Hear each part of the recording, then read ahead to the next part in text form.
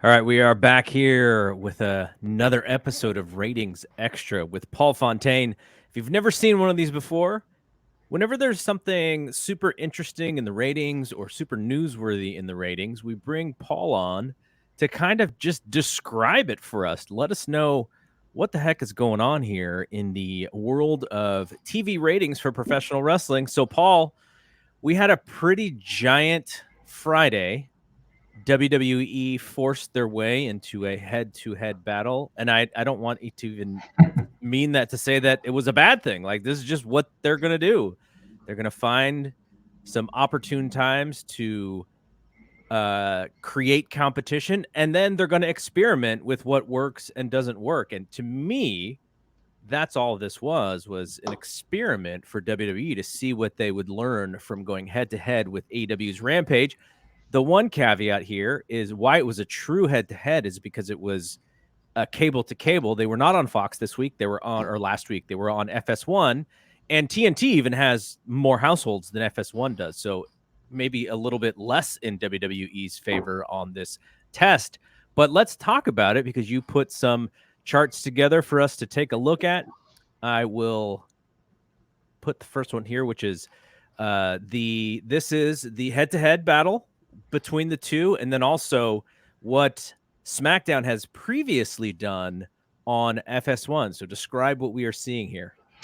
Well, I think what we learned is that there isn't really a ton of crossover audience between SmackDown and AEW, because when you look at the ratings pattern, I mean, the half hour that immediately ended the show basically on SmackDown was, I mean, it was pretty much, I should have given you the rest of the breakdowns for the rest of the show, but that 882,000 that it opened with, I mean, it was kind of average for the show. I mean, you see the total show averaged 866,000. So the Banks Lynch match was 882, and then the main event was 874. So it was like right in that range.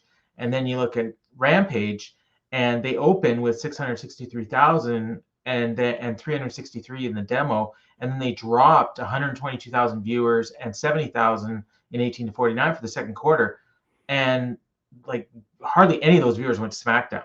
I mean, it looks like, I mean, SmackDown had an increase of 16,000 in the second quarter, but a drop of 8,000 in overall viewers. So maybe those 16,000 were from Rampage. So maybe that's like what they lost in that first quarter. Like that's it. That's like 2% of their audience.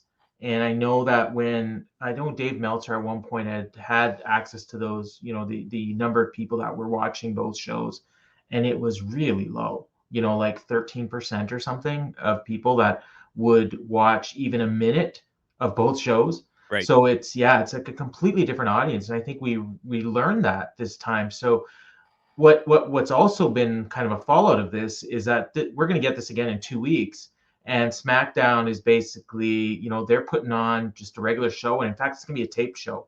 There hasn't been a lot of publicity about that, but they're running a taped show that they're taping the week before. Oh, wow. Yeah, and I mean that's just because I think it was ticket sales weren't going that great in wherever the show was. I was just reading this in the Observer. Yeah, you're right. I read the same thing. Yeah, so they're running a taped show, and then they're going to do an hour of talking smack against Rampage. So like they're just throwing in the towel, and say, you know what, have that hour to yourselves. You're going to do what you do. They're going up against the World Series, so Rampage is probably going to get killed. Yeah. Anyways, yeah. And then you know what? Like if they beat like Rampage with talking smack, like that's almost bigger. Well, that is bigger than if they would have done it here. And I mean, they'll probably just look at the overall viewers, and they probably will beat them in overall viewers. I mean, maybe it'll probably be close. But right. 18 to 49, like, there's no way they're going to beat that with talking smack. So this second piece of information here is every time that SmackDown has had to move from Fox to FS1. So three of those numbers look very similar, and then that one is a little bit of an outlier from December. So basically we're seeing SmackDown FS1 going against baseball, and then I don't remember why they moved to that college Saturday. Football. Okay. College football was a bowl game, and it wasn't a big bowl game, so They just decided, I think it was like I think there was probably a Pac-12 team playing in that time slot, so they wanted to air that there. I don't remember exactly what it was, but it was just like a one-time shot. And yeah, obviously you're not going to get the same kind of viewership for a random college football game as you're going to get for an NLCS playoff game or a World Series game. They'll probably get hit worse next time, I would think. Both companies will.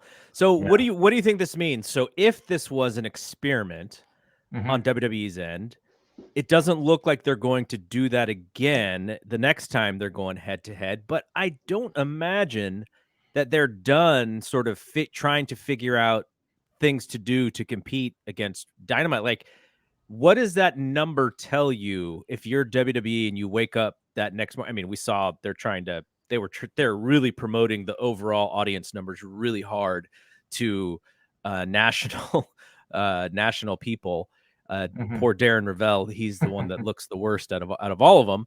But so like if you're WWE, what do you learn from that, and what does that tell you about this war that you are in with this other company? Well, I guess what you learn is don't pick a fight that you can't win. And I mean, Tony Khan was pretty confident that he was going to win, without even knowing what WWE would put on there, but probably having a pretty good idea and knowing exactly what he was going to put on there. And he even said it. So, you're starting with CM Punk, who is, one of your biggest stars and one of your biggest ratings draws. And, and going commercial free and advertising that. And I know Brian Alvarez has a pretty wide platform, and he said, oh yeah, they always open commercial free, and actually they don't. They usually will have a commercial in that first match. It's like a 90-second commercial. It's Dynamite that always opens commercial free. Right. Yeah, but Rampage always opens with a commercial. So this was different for them. They were trying to maintain that audience, and then they also built it with the YouTube, with having Danielson Suzuki right before that. So, you had that built-in audience that might have been watching that, and then you had the regular people that were going to tune in for Rampage anyways. They may not even have known about Danielson Suzuki. Like a lot of their audience wouldn't have known because they didn't even promote it ahead of time. But the hardcores knew. Sure. So, it was like appointment viewing, and I think the AEW audience is more inclined to watch something if they think it's big. And this was big. Like this was a big night for pro wrestling. This was head-to-head on cable, for the major brands of a company for the first time since 2001. That's huge. And a company beat WWE. I mean, granted, it was in the demo. And that's all anybody talks about these days. And everyone will point back to, I think it was November 1998 when WCW beat them. And then they'll quote the numbers, and those numbers are quoting our overall viewers. Like, because we didn't talk about 18 to 49 back then. And I'm not downplaying it. Like, everybody knows 1849 is the key, and that's what the charts are built on and everything. But and they lost, so they gotta smarten up. And I liked what Big Dave had to say on Monday night's Wrestling Observer Radio, just basically saying, I think what WWE needs to do is just worry about their own stuff, which kind of is, I'd say like 95% of the time, that's what AEW has been doing. It's recently they've been starting to throw, jabs the other way, but they've basically been focusing on building their own product, building their own fan base, putting on the best show that they can, and doing ratings for their TV partner, and not really terribly concerned with what the other side's doing. And it's worked.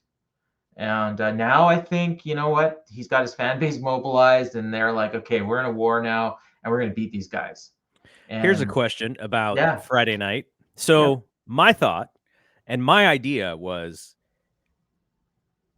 I don't know how much of that SmackDown audience even knew there was an extra half an hour. Like, I don't know if they were just like, oh, 2 hours is over, turn it off. My idea was WWE fans are very comfortable with the idea of an overrun. My thought was about 9:55, you start the entrances for Brock Lesnar and Roman Reigns. And those are your two biggest stars on the show.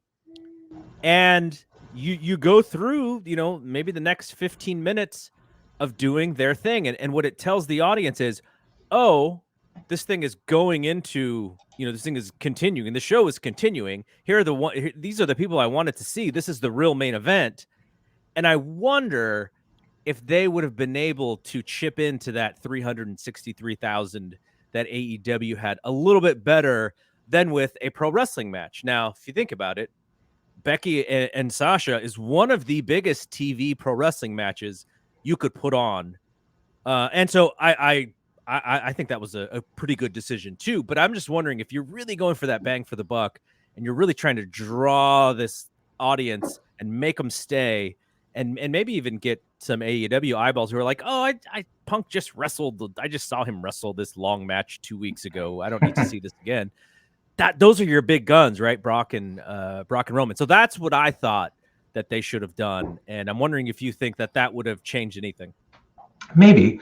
The other thing is, and you watch both shows and I watch both shows, and I know what I was expecting from Lynch and Banks, and I know what you were expecting because I saw a comment you made. I mean, I think that people that watch AEW as a rule, and then they hear, oh, they've got Lynch versus Banks on the other channel. Well, you know what? We're not going to get a clean finish. Yeah, Why even bother watching we it? were surprised to see Right. it, right? So going in, that's what you've trained your audience.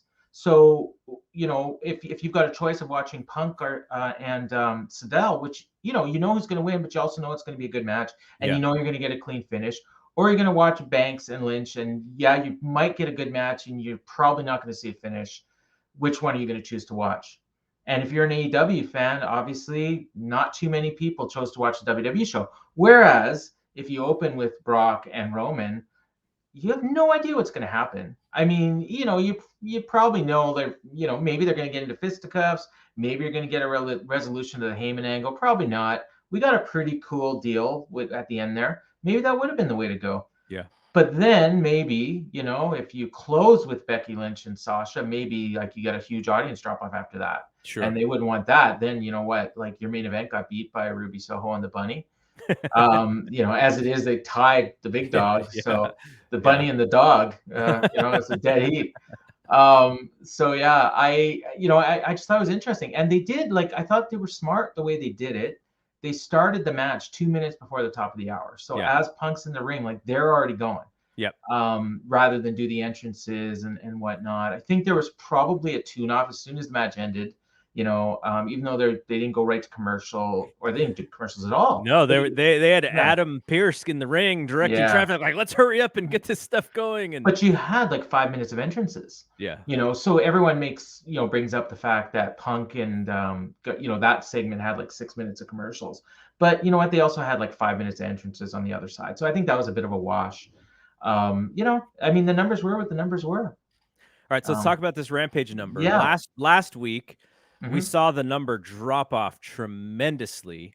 Yeah. And you and I had a conversation because when I was talking to Meltzer, I said, post all out Rampage numbers, the number was averaging, in the area of 0.27 or 0.28 or whatever. Yeah. That was without knowing the number on October 8th, which we didn't know that the bottom was going to drop out of that number. So when we were thinking about, comparing, is WWE going to win or is AEW going to win? That 0.17 is what we hung on. It was like, oh my gosh, this thing keeps dropping every week, with the one exception, because the demographic number has continually dropped with one exception since the September 3rd. No, since September 17th. Sorry. I mean, those 3rd, 10, 17, 24. I mean, they're all basically the same. Yeah, they're very similar numbers. Yeah. But the trajectory is that it was going down. So I almost feel like if not for this free PR that WWE gave AEW in this war, that number probably is closer to a 0.17 than it is to a 0.24. WWE almost helped them sort of come back to where they were, I feel like.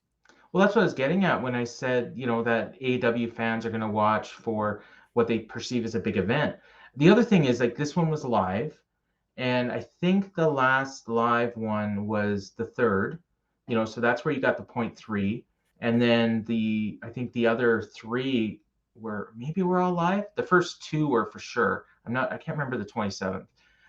But you're gonna have to do a live versus taped. Analysis because I do think that AEW's audience is going to be more inclined to watch a live show, and this coming Friday is taped. So if we do see a bit of a drop off, then that's probably a sign. And and then WWE's back on Fox and back with their regular 2 hours this week. Then the following week, I think they're taped again, Rampage, but then SmackDown, like I said earlier, is taped as well. So that one, I think the 29th is just going to be like just a regular week. I don't know if there's going to be, you got Talking Smack against Rampage. That's the big battle that day. But yeah, you saw what it is there. I think like the last time we did this, I think I said that 600,000 and 0.2 was pretty good. If they get below that, that's where, maybe it's a bit of a problem. Right. But once the baseball season's over, maybe they go back up to 650 and, 0.25. And I Right. think TNT's gonna be real happy with those numbers. The key is, when Dynamite moves in January. So. Right. All right. So going from what a company would be happy with to what they're not happy with. And unfortunately, like I'm not one to go, oh, poor WWE, but they're getting killed by these Monday Night Football Yeah. ratings. Raw is just taking a beating because of football basically being the one sport that is generally bulletproof. Now, they weren't completely bulletproof last year, Yeah. but what all it did was it made the audience come back with a vengeance. And Raw being on Monday night, they are paying for it. That 0.39, I was on air with Denise Salcedo and Alex McCarthy for the We're We're live, Live pal. Pal, and I saw the number. I was like, we were talking about something, and I went to grab the number because I knew that the number had just come out, and I was trying to do the math in my head. I was like, wait, 0.39. I don't remember seeing this number as a No. 0.3 before. No. And so I didn't know if it was like an all-time low or not, but man, that number really surprised me. Again, the caveat is that they're going up against the NFL, which is just killing them. But, what do you think about a 0.39? And, football season starts, the WWE goes from a point, what it was a 0.55, and then no, or it was Yeah. a 0.52. Right around there is when they started, and you can see the drop off. But this number fell off so much harder than, you look at 10-4, Yeah. like they were at a 0.52, and to drop 0.13 in 2 weeks is kind of crazy. That's 25% of your 18 to 49 audience. And even the overall audience is down 260 from that. So that's, like about 15%. So, that's a huge audience drop off in just 2 weeks. I'm assuming the fourth was not a big, that's before baseball playoffs started. And Sure, that's sure. also, They're getting double hit. yeah, like, and baseball's killing it too, right now. I don't really know why. The season was over as soon as the Blue Jays got eliminated, so it makes no sense to me. But apparently, some people are interested in the Dodgers and the Astros and the Red Sox. So Yeah, yeah, there's some yeah, I pretty know, popular teams still left I over, know. which is part of the Yeah, deal. The MLB wants the Dodgers and the Sox so bad. Oh yeah, Yeah, that would yeah, be a repeat of what, like 4 yeah. years ago. So And the Dodgers and the Stros would be good too, for them. So Dodgers got to win. No, they don't want the Braves. Sorry, Keela. yeah. Oh, So I felt that, by the way. I felt that the MLB wanted the Dodgers and, yeah. and some of that Game 5. I'm just kidding. I cannot watch sports thinking that the network has it Yeah. out for my team, or else I would just quit watching sports. Yeah, but no, obviously that's a huge, like, in a way, WWE is probably glad that, Dynamite wasn't on Wednesdays this week, because, and last week, because I think they would have had a real good chance of beating Raw. And then, Yeah. now you've got what, 4 times in like a month and a half that they would have beaten, Raw. Like that's huge. And again, that's something we never would have thought. And I don't see any reason why. Okay, so Dynamite's moving to Saturday for 2 weeks, and they're going to be back like next week already, back on Wednesday. And the last time this happened, we wondered, was the audience going to come back? And they actually came back higher, after being off for a month last time. So and then once the World Series starts, I think they're only going up against one World Series game. So basically, they've got the nights. They got basketball and hockey, but I don't think those are going to hurt them as much, obviously, as the baseball playoffs are. So it's going to be real interesting for the rest of the football season. How often Dynamite actually beats Raw, and then whether or not Rampage can rebound and get back up to that 0.25. I think 0.25. they're killing it at 0.25 at 10 o'clock on a Friday night. That's huge. So Um, if we look forward, yeah, the NFL season Monday night is not a giant game this upcoming Monday night. It's the Saints and the Seahawks, and it is the one break between the oh, championship series and the World Series. So they'll only have this Monday night football game. So if there's a chance to rebound, this could be it. The following week, the New York Giants are playing the Chiefs. I don't know how that New York audience feels about this Giants team because they're so terrible, but it is a New the York market Chiefs. team. No, it's the Giants. But No, but yeah, The Chiefs are huge. Like Patrick yeah, Mahomes. Patrick Mahomes is a giant star. But some of these games coming up, not too big. The Bears and the Steelers, they both have solid fan bases, but neither team is killing it. Yeah. Rams against 49ers will be pretty big on the West Coast. I don't think it'll be that big on the East Coast, which is where WWE is a little bit more worried. Yeah, Mhm. like, there's not giant games until you get to week 13, which is the Bills and the Patriots. And if the Bills are still playing really well, there's still a little bit of stuff with the Patriots there where I think, that could be a big draw. But, the rest of the year for Monday Night Football, they don't have the best game of the week for sure. What's what's So the they'll be date of fine. that Bills Patriots one? Bills Patriots not until week 13. So we're talking like early December. Oh, okay. But, I and think they'll be up this coming week, between the poor game and as well coming off a Crown Jewel, and a lot of people probably going to skip Crown Jewel. So then you're going to tune into Raw to find out what happened. Maybe they'll shoot an angle on SmackDown. I kind of almost expect them to do that. I think maybe you have Charlotte Flair on SmackDown and she's still got the Raw belt. So maybe they'll do some sort of challenge and then book a match for Raw, rematch maybe of this past week. In fact, I would not be at all surprised if they do that. So and then they'll say it's because of the draft that they're up. Oh, we're up 20% week over week. All right, so for those who are wondering about how baseball may affect the ratings here, there's one game only on Friday, 5 p.m. Eastern. That's the Red Sox and the Astros game 6, which is going to happen because they're tied at 2-2 right now. Saturday for Dynamite, if you're wondering about Dynamite, Dynamite will only be affected by one of the games if Red Sox and Astros go to game 7. If they don't, they will be by themselves Ooh. on Saturday. And then for the World Series, you only have to worry about Wednesday, October 27th, Friday, October 29th, and AW. and Wednesday, November 3rd would be game 7. So they may be hit against the World Series 2 Wednesdays in a row, but WWE is going to be scot-free outside of Friday, October 29th for game 3. So they've got, and so AEW gets hit on every one of their shows for those. That's, you know what? That's MLB. They're in WWE's back pocket. No, I'm just kidding. So no, wow. That's super interesting. So so next week Dynamite, if they're down, it's probably because of the World Series. Right. And then hopefully they don't go up against game 7. I mean, as a baseball fan, obviously you're probably hoping that it does because game 7s are awesome. Now, the one thing that we didn't look at is the NBA is back too. The NHL is back too. So there's going to be competition, but postseason They did pretty baseball. good last night. I think I saw the ratings and 2.1 for the opener, and I think over 3 million for the late game. So, that's pretty good. And then tonight, Steph Curry and LeBron. Yeah, and Raptors starts tonight too. There you go. Yeah, I'm looking forward to some Scotty B. Yeah.